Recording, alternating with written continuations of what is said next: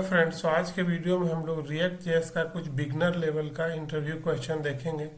और आने वाले इंटरव्यू क्वेश्चन सीरीज में पहले मैं बिगनर बनाऊंगा, फिर इंटरमीडिएट, फिर एडवांस। इस टाइप से मैं इंटरव्यू क्वेश्चन बनाऊंगा। तो सबसे पहले यहाँ पे मैं 15 क्वेश्चन को लिया हूँ जो कि बिगनर लेवल के लिए मोस्ट इम्पॉर्टेंट है। और जब भी हम लोग अगर इंटरव्यू देने जाएं तो वन बाय वन इसे देख लेते हैं। तो सबसे पहला क्वेश्चन हमारा है व्हाट इज रिएक्ट जेएस। तो सबसे पहले समझना होगा कि रिएक्ट जेएस है क्या। तो इसका आंसर होगा कि React JS is a JavaScript library for building user interface, particularly for single page applications. इसको एसपीए बोलते हैं। It allow developer to create reusable UI components and manage the application state efficiently. ये तो है react JS. अब यहाँ पे एक क्वेश्चन और उठता है कि ये जावास्क्रिप्ट लाइब्रेरी है या जावास्क्रिप्ट फ्रेमवर्क है। तो बेसिकली ये एक जावास्क्रिप्ट लाइब्रेरी है। जैसे एंगुलर अगर हम लोग बात करें तो एंगुलर एक फ्रेमवर्क है। अब लाइब्रेरी और फ्रेमवर्क में भी कुछ डिफरेंस होता है। लाइब्रेरी एक खास तरह के काम को करने के लिए बनाया जाता है। वो बेसिकली लाइब्रेरी कोई एक हार्ड एंड फास्ट रूल्स जो है इन्फोर्स नहीं करता है। बशर्ते फ्रेमवर्क है, जैसे एंगुलर एक फ्रेमवर्क है तो उसके अपने बहुत सारे सर्टेन रूल एंड रेगुलेशन है।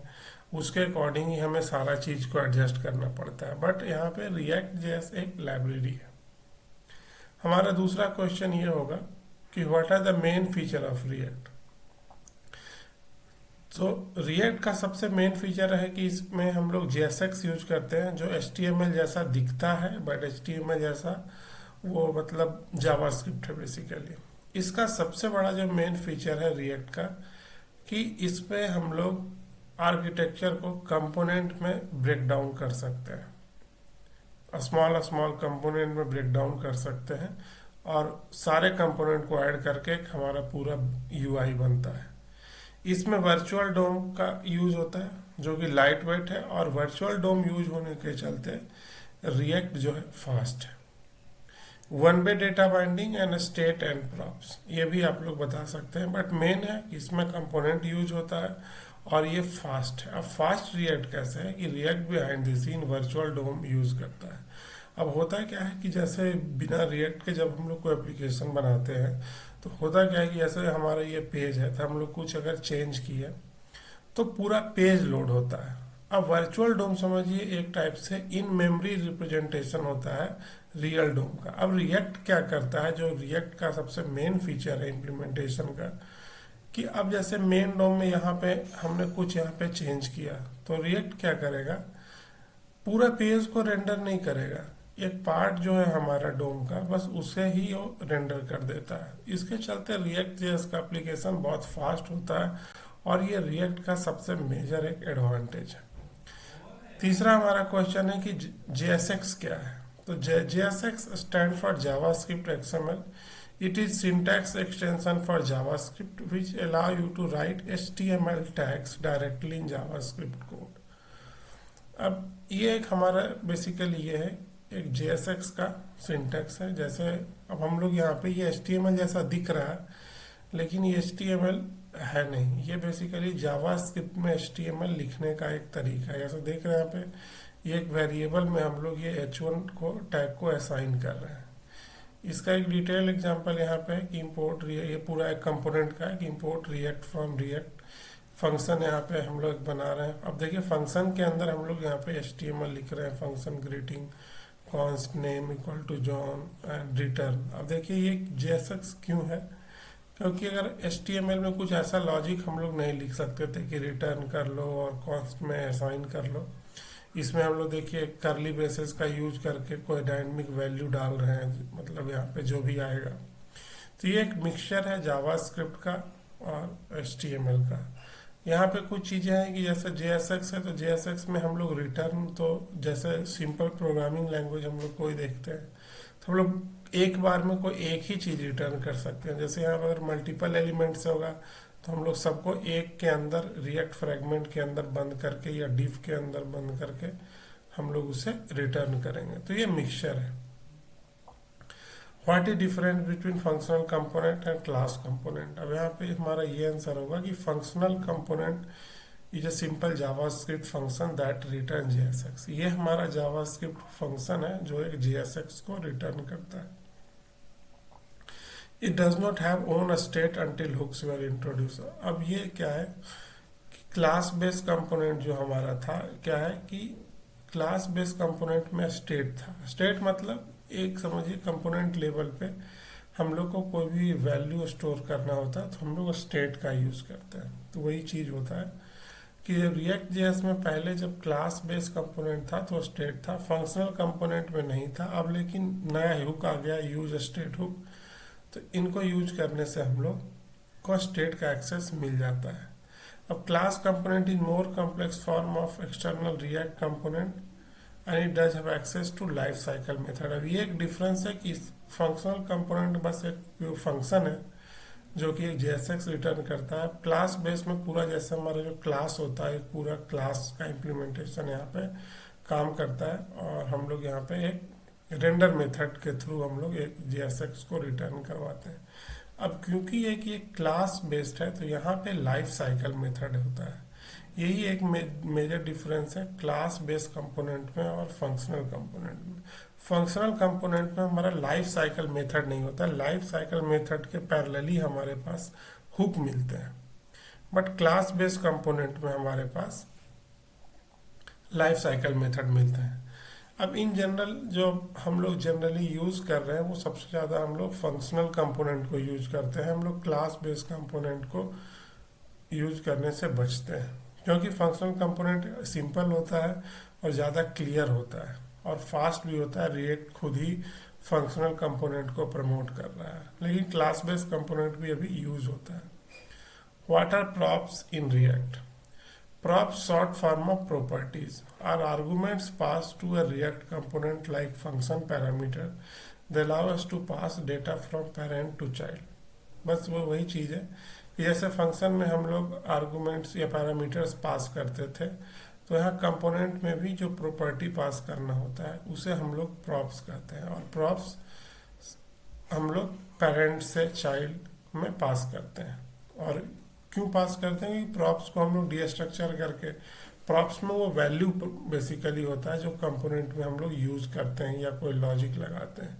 जैसे यहाँ पे प्रॉप्स है, यहाँ पे प्रॉप्स डॉट नेम, यहाँ से जब ये कंपोनेंट कॉल होगा और पेरेंट से जब कोई भी प्रॉप्स आएगा तो यहाँ प्रॉप्स डॉट नेम हम लोग गेट करेंगे तो ये सारा वैल्यू दिख जाएगा। जैसे नेम अगर आ रहा है जॉन तो प्रॉप्स डॉट नेम में जॉन आ गया तो हेलो जॉन रिटर्न होगा।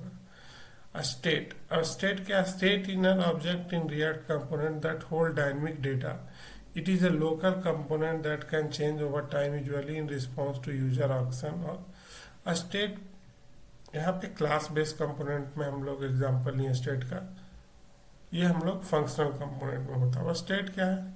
सिंपल टर्म क्या है कि स्टेट उस कंपोनेंट में कुछ भी वैल्यू अगर हम लोग को स्टोर करना रहे तो वैल्यू को हम लोग स्टेट में स्टोर करके रखते हैं। और इस स्टेट का सबसे बड़ा ये फीचर है कि जब हम लोग यूज स्टेट हुक करके या किसी भी तरीके से हम लोग जब स्टेट के वैल्यू को अपडेट करते हैं तो स्टेट के वैल्यू के अपडेशन को रिएक्ट जो है हमारा वो मॉनिटर करता है। और जैसे ही वैल्यू हम लोग स्टेट में चेंज करते हैं तो कंपोनेंट वो री रेंडर होता है यूआई पे। जैसे यहाँ पे मैं बटन है, बटन को मैं अगर चेंज करूँ, इंक्रीमेंट करूँ तो हमारा स्टेट चेंज होगा और स्टेट चेंज होगा तो हमारा कंपोनेंट री रेंडर होगा। What is virtual DOM? अब मैं इसका एक डिटेल वीडियो बनाया हूँ वर्चुअल डॉम का, आप देख सकते हैं। वर्चुअल डॉम बेसिकली जो हमारा रियल डॉम होता है जहाँ पर सारे डॉम नोड्स रहते हैं उसका एक light weight in memory representation होता है। अब ये काम कैसे करता है, आप लोग तो वीडियो भी मेरा देख सकते हैं, बट ये काम कैसे करता है कि जैसे रिएक्ट का एक पूरा डोम पेंट हुआ, अब कुछ पार्ट अगर अपडेट हुआ है डोम का तो क्या होगा कि वर्चुअल डोम हमारे पास पहले से ही वो सारा चीज है बना हुआ। अब कोई पार्ट चेंज हुआ तो रिएक्ट एक कंपैरिजन करता है वर्चुअल डोम से और रियल डोम से, और जो पार्ट हमारा अपडेट है बस उसी को रिएक्ट जो है चेंज करता है। ये सबसे इम्पोर्टेंट फीचर है, आप लोग इसे एक बार वीडियो में भी देखिए। और वर्चुअल डोम के इम्प्लीमेंटेशन से ही रिएक्ट बाकी सारे यूआई फ्रेमवर्क और लाइब्रेरी से ऊपर है, क्योंकि इसके इम्प्लीमेंटेशन से बहुत फास्ट हो गया है react. What is difference between state and props? तो state internal data management and that can be modified by component itself. props data passed to a component। अब internally कोई चीज़ हम वैल्यू स्टोर करके रखते हैं तो उसे हम लोग स्टेट बोलते हैं, और कंपोनेंट इसे चेंज भी कर सकता है। प्रॉप्स यानी प्रॉपर्टीज, मतलब जो डेटा पेरेंट से चाइल्ड कंपोनेंट के बीच में हम लोग पास करते हैं उसे प्रॉप्स हम लोग कहते हैं। और सबकी सबसे बड़ी विशेषता यह है कि props are immutable to components. हम लोग प्रॉप्स को मॉडिफाई नहीं कर सकते हैं। जो प्रॉप्स रिसीव हुआ है हम लोग उसे चेंज नहीं कर सकते हैं। What are hooks in React? अब hooks are function that let you to hook into React state and life cycle feature in a functional component. अब हुक्स की जो है वो बेसिकली एक फंक्शन है।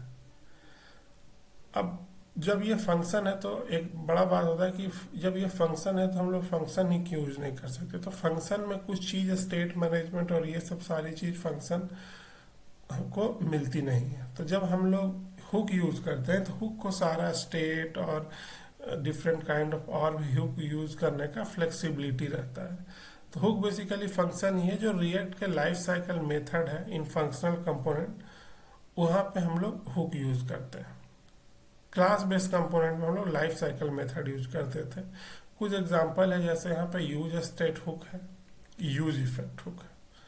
अब जैसे यहाँ पे एक यूज स्टेट हुक का एग्जांपल है कि हम लोग बेसिकली ये हुआ कि हम लोग यूज स्टेट, अब हुक है मतलब यहाँ पे यूज कीवर्ड लगा होगा। हम लोग अगर कस्टम हुक भी क्रिएट करेंगे तो वहाँ पे यूज सिंटेक्स लगाना होता है।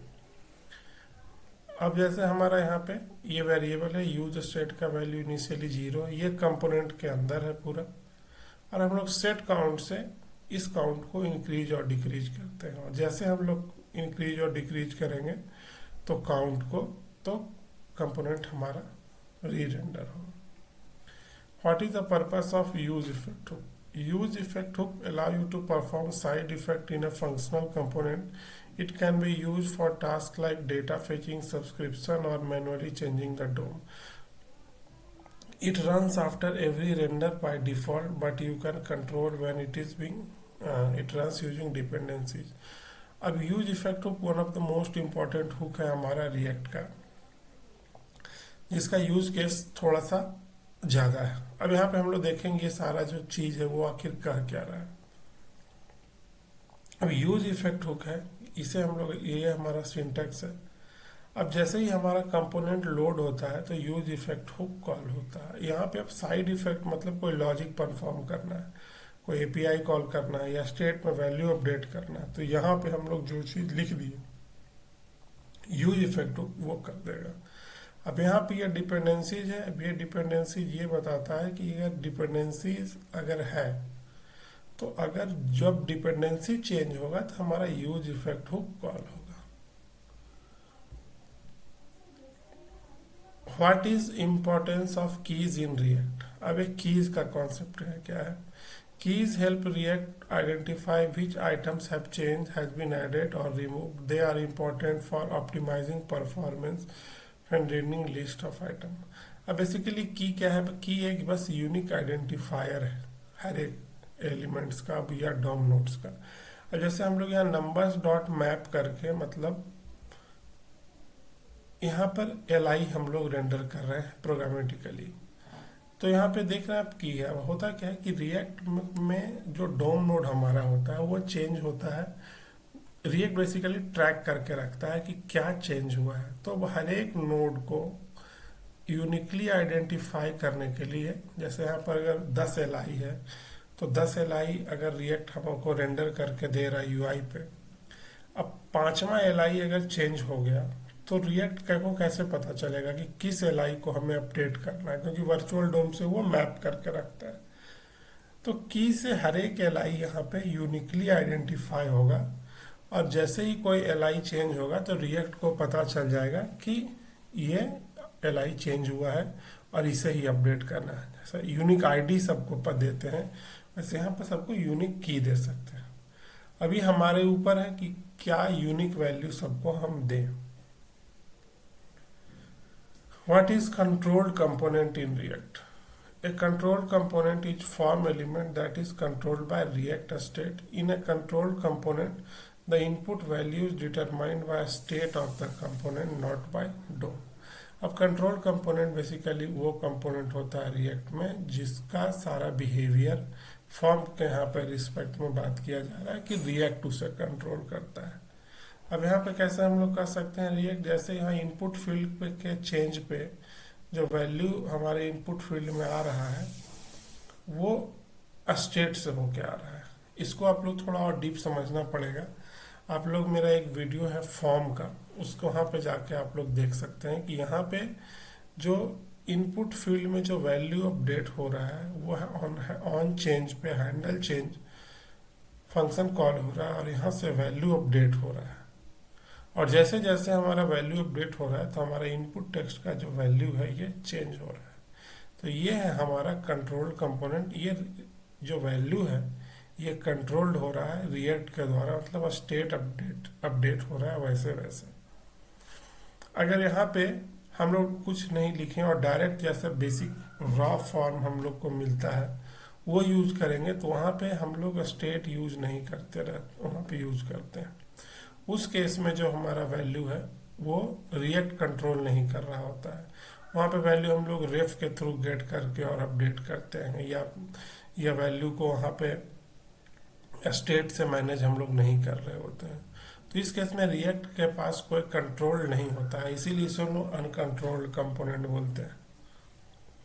What is significance of React fragment? तो React fragment allow you to group list of children without adding extra node to DOM. This is useful when returning multiple elements. अब ये होता क्या है कि यहाँ पे हम लोग जैसे फंक्शन है, फंक्शन कुछ रिटर्न करेगा, तब हमारे पास ये टाइटल है, यहाँ पे हमारा डिस्क्रिप्शन है, तो ये सारा चीज़ रिटर्न अगर हम लोग को करना है तो अगर हम लोग H1 को और P को बिना रिटर्न करेंगे तो हमारे पास ये एरर आ जाएगा। अगर हम लोग ऐसे रिटर्न करेंगे तो एरर आ जाएगा। तो या तो हम लोग यहाँ पे डिफ के अंदर दोनों को रैप करके रिटर्न करें कि यहाँ पे डिफ दें, एक यहाँ पे, बट ये डिफ देने से एक एक्स्ट्रा डोम नोड हम लोग ऐड कर देते हैं। बट अगर हम लोग ये रिएक्ट फ्रेगमेंट यूज करते हैं तो एक एक्स्ट्रा डोम नोड नहीं इंसर्ट होता है।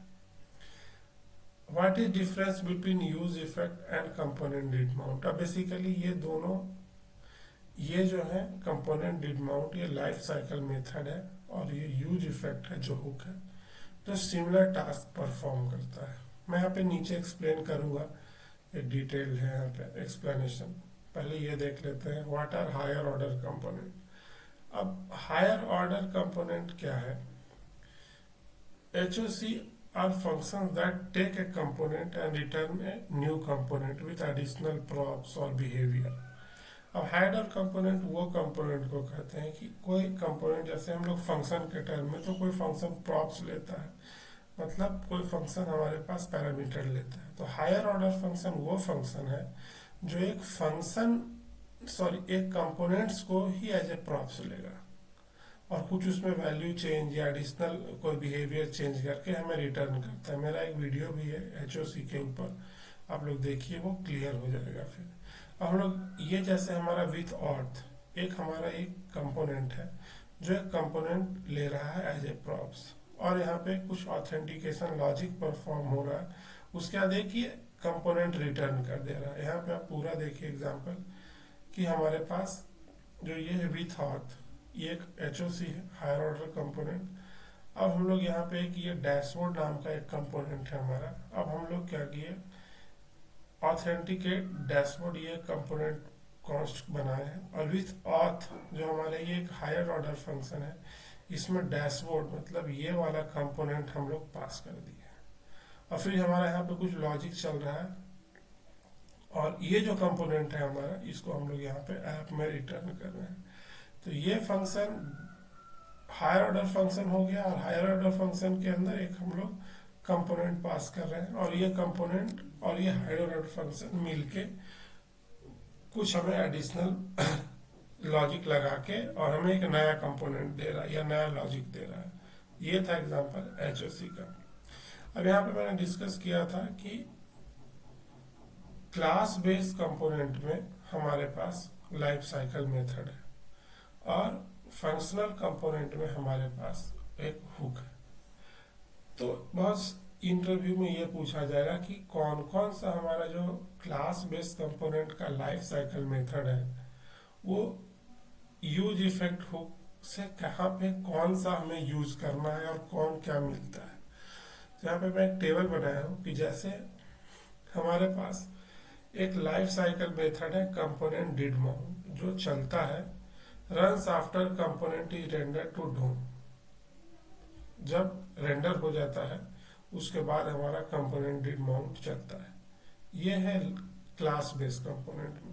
इसका इक्विवेलेंट हुक जो है हमारा यूज इफेक्ट हुक है जो हमारा फंक्शनल कंपोनेंट में है। अब हम लोग यूज कैसे करेंगे, तो क्लास बेस्ड कंपोनेंट में अगर हम लोग कंपोनेंट डिड माउंट के अंदर कंसोल लॉग करेंगे यहाँ पे तो होगा क्या कि जब हमारा कंपोनेंट रेंडर होगा तो हमारा कंसोल लॉग दिखेगा।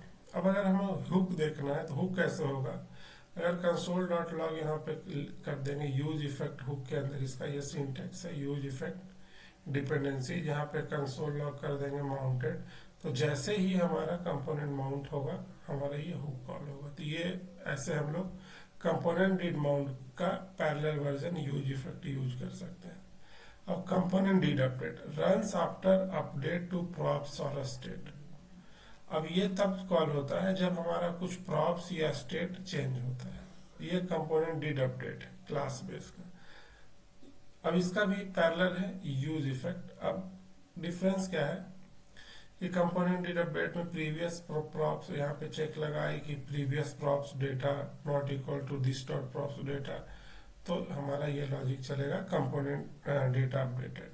अब यूज इफेक्ट हुक से हम लोग कैसे लेंगे, यहाँ पे यूज इफेक्ट हुक में हम लोग डिपेंडेंसीज दे दिए कि डेटा के चेंज होने पे हमारा ये कॉल हो। तो जैसे हमारा ये डेटा मतलब स्टेट चेंज हुआ, डेटा ये हमारा स्टेट से आ रहा है, तो यहाँ पे हम लोग डिपेंडेंसीज नहीं दिए थे। यहाँ पे जैसे ही डिपेंडेंसीज हम लोग दे दिए तो हुआ क्या कि जैसे ही हमारा स्टेट अपडेट होगा तो हमारा यूज इफेक्ट हुक कॉल हो जाएगा।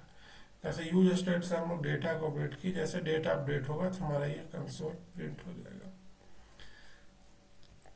तीसरा हमारे पास है component will unmount runs before the component is remove from the DOM use for clean up task like removing events listening और कैंसिलिंग नेटवर्क रिक्वेस्ट। ये तो हमारा है कंपोनेंट विल अनमाउंट। अब इसका सिंपल एग्जांपल यूज इफेक्ट में है कि क्लास में तो हम लोग ऐसे कर देंगे कंपोनेंट विल अनमाउंट यहाँ पे लगा के, और कुछ भी जो कर रहा है ऐसे कंसोल कर रहे हैं तो ये, नहीं तो कोई क्लीन अप करना है तो वो।